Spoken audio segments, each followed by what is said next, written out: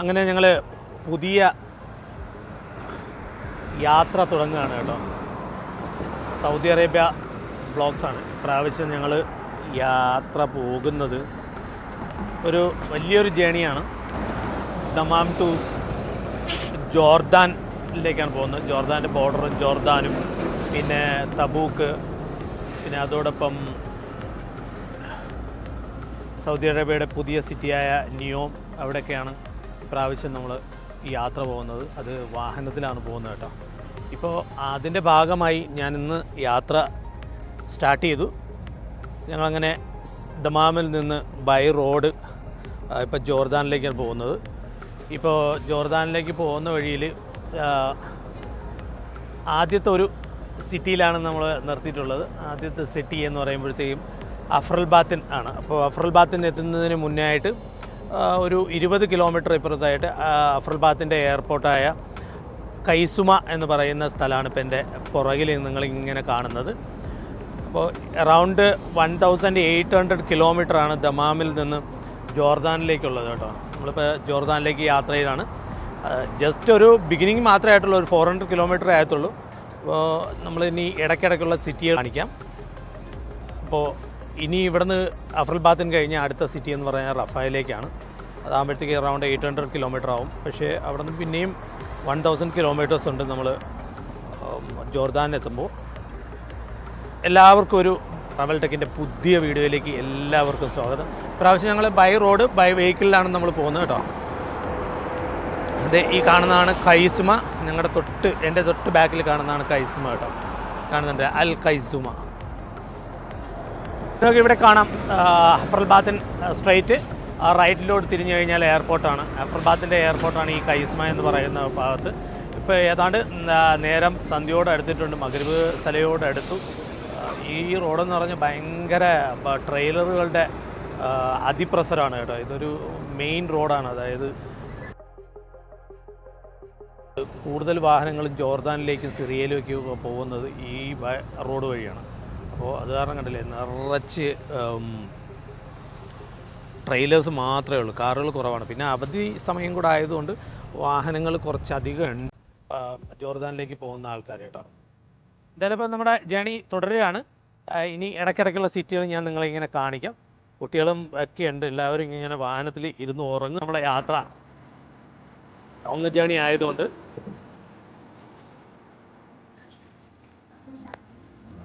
ഞങ്ങൾ അഫ്രൽ ബാത്തിനിൽ എത്തിയിട്ടുണ്ട്. അഫ്രൽ ബാത്തിനാണ് ഇപ്പോൾ ഈ കാണുന്നത്. അഫ്രൽ ബാത്തിൻ സിറ്റി ഇതാണ്. അഫ്രൽ ബാത്തിൻ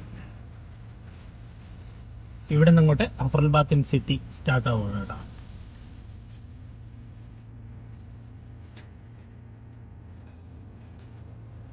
ഇങ്ങനെ നിങ്ങൾ ഓരോരോ സിറ്റി ആയിട്ട് കാണിക്കാം, അവസാനം ജോർദാൻ എത്തുന്നവരെ. അങ്ങനെ ഞങ്ങൾ ജോർദാൻ യാത്രയുടെ ഇന്നലത്തെ ദിവസം രാത്രി, അതായത് രാത്രി വെളുപ്പിന് 3 മണിക്ക് അറാറിലെത്തി കേട്ടോ. ഞങ്ങൾ ദമാമിൽ നിന്ന് സഞ്ചരിച്ച് അറൗണ്ട് 1000 കിലോമീറ്റർ ആയപ്പോൾ ഞങ്ങൾ അറാറിലെത്തി. അറാറിൽ ഇതേ ഈ കാണുന്ന ഹോട്ടലിൽ ഞങ്ങൾ സ്റ്റേ ചെയ്തു കേട്ടോ. 3 മണിക്ക് എത്തി വെളുപ്പിന്. അപ്പോൾ ഇവിടെ സ്റ്റേ ചെയ്തു. പിന്നെ ഇന്ന് അവിടുന്ന് ഉറങ്ങി എണീറ്റു. രാവിലെ പിന്നെ പള്ളിയിലൊക്കെ പോയി ആഹാരം കഴിച്ചു. ഇനി ഞങ്ങൾ വീണ്ടും ഇവിടെ നിന്ന് യാത്ര തുടരുകയാണ്. ഇതാണ് അറാർ. ഒരൊറ്റ ജനങ്ങളില്ല കേട്ടോ, നല്ല ഉച്ച സമയമായിട്ടുണ്ട്. ഇനിയപ്പോൾ ഇവിടെ നിന്ന് വീണ്ടും 800 കിലോമീറ്റേഴ്സ് ഉണ്ട് കേട്ടോ. ഇന്ന് രാത്രിയോ മറ്റോ ഞങ്ങൾ തബൂക്കിൽ എത്തിച്ചേരും. അപ്പോൾ ഇനി ഓൺ ദ വേയിൽ ഈ പകലുള്ള വിശേഷങ്ങൾ അറിയാം. ഇതാണിപ്പോൾ അറാർ സിറ്റിയിലാണ് നമ്മളുള്ളത് കേട്ടോ. അറാർ സിറ്റിയാണ് ഇപ്പോൾ ഈ കാണുന്നത്. അറാറിൽ നിന്ന് തബൂക്കിലേക്ക് പോകുന്ന ഹൈവേ ആണ് ഇപ്പോൾ ഈ കാണുന്നത്. എന്തായാലും നമ്മൾ ലെറ്റ്സ് ഗോ.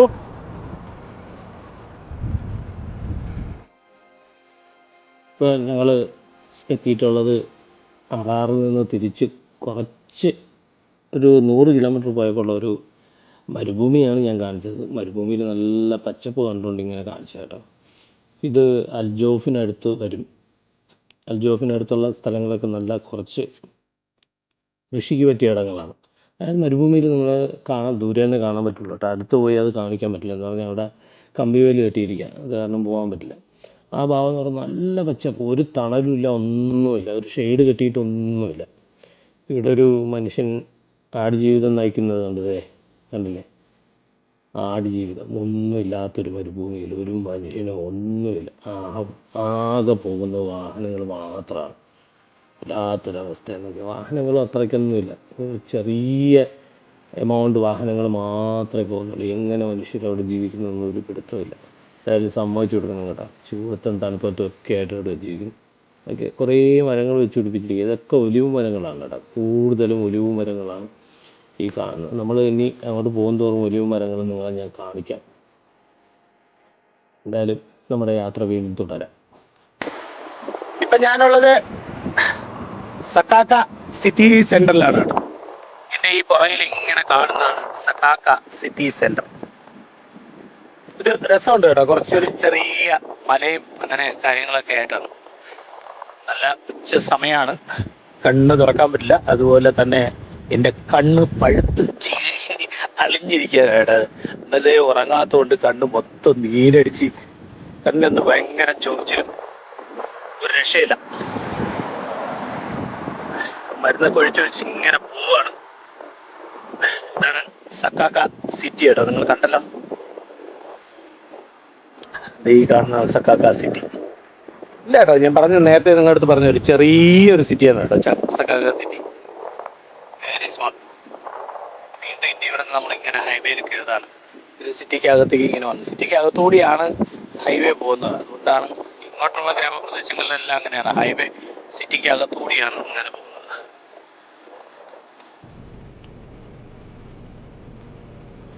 ഒരു 4 കൂട്ടുകാരെ കണ്ടു കേട്ടോ. 4 പേര് നിൽക്കുകയാണ്. 4 പേരല്ലേ ഉള്ളൂ. 4 പേരേ ഉള്ളൂ. പാവം, ഈ മരുഭൂമിയിൽ എന്ത് ചെയ്യണം? ഇവിടെ ഒരു പച്ചപ്പ് പോലും കാണുന്നില്ല, വെള്ളം പോലും കിട്ടൂല. വല്ലാത്തൊരവസ്ഥ. ആരുമില്ല. അതുകൊണ്ട് 4 മാത്രമേ ഉള്ളൂ.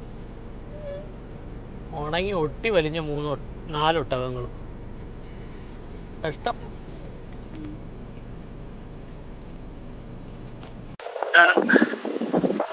സക്കാക്ക സിറ്റിയിൽ ഇങ്ങനെ കാണുന്ന ഒരു പാറയാണ് ഇങ്ങനെ കാണുന്നത്. ഇങ്ങനെ പാറ വെള്ളം കയറി, കടൽ വെള്ളം കയറി ഒലിച്ചു പോയത് കണക്കെ കുത്തി ഒലിച്ചു പോയിട്ട് അതിൻ്റെ ആ ഒരു ഷേപ്പ് പോലെ ഉണ്ട് പാറ.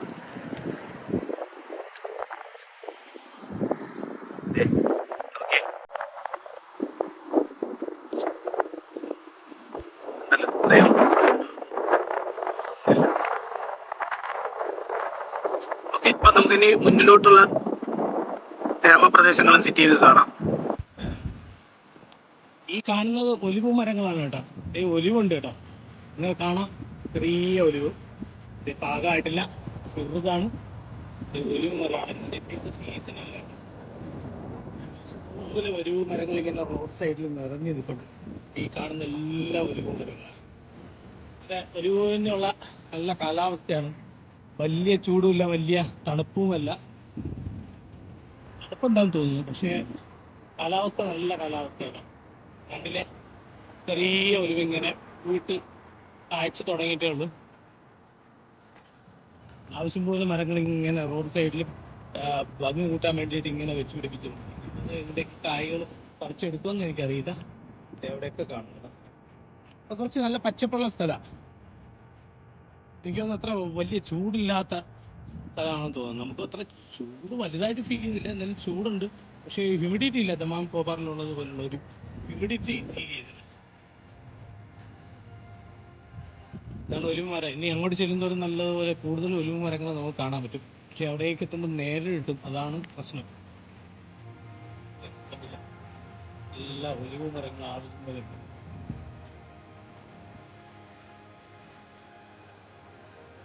ഇത് ദുമ്മത്തൽ ജംഗൽ എന്ന് പറയുന്ന ഒരു ചെറിയൊരു ഗ്രാമപ്രദേശമാണ്. കുറച്ച് വീടുകളും ചെറിയൊരു ഗ്രാമമാണ്. സിറ്റി എന്നൊന്നും പറയാനില്ല. ഈ ഹൈവേയുടെ ബിറ്റ്വീൻ കാണുന്ന ഒരു സ്ഥലമാണ്. ചെറിയൊരു സ്ഥലം, പക്ഷെ നല്ല അടിപൊളിയായിട്ട് ക്രിയേറ്റ് ചെയ്തിട്ടുണ്ട്. ആ ഉള്ള ചെറിയൊരു ഗ്രാമത്തിന്റെ സെന്റർ നല്ല അടിപൊളിയായിട്ട് അവർ ക്രിയേറ്റ് ചെയ്തിട്ടുണ്ട്. ദുമ്മത്തൽ ജണ്ടൽ. ഇവിടെ നിന്ന് അറൗണ്ട് 4 hours 30 minutes ഇനിയും ഉണ്ട് എവിടേക്ക്? ജോർദാൻ ബോർഡറിലേക്ക്. അപ്പം നമുക്ക് വീണ്ടും ജോർദാൻ ബോർഡറിലേക്ക് യാത്ര തിരിക്കാം. ഈ സിറ്റി നിങ്ങൾ കണ്ടല്ലോ, നത്തിങ് ടു സീ, ഒന്നുമില്ല കേട്ടോ. ഒരു ഉള്ളത് അവരിനെ മേക്കപ്പ് ചെയ്ത് അടിപൊളിയായിട്ട് വെച്ചിട്ടുണ്ട്. ഇവിടെ നമ്മുടെ രാജാവിൻ്റെയും പ്രധാനമന്ത്രിയുടെ ഒക്കെ അടിപൊളി ഫോട്ടോ. എന്തായാലും നമുക്ക് അടുത്ത സിറ്റിയിലേക്ക് പോവാം, അവിടുത്തെ കാഴ്ചകൾ കാണാം.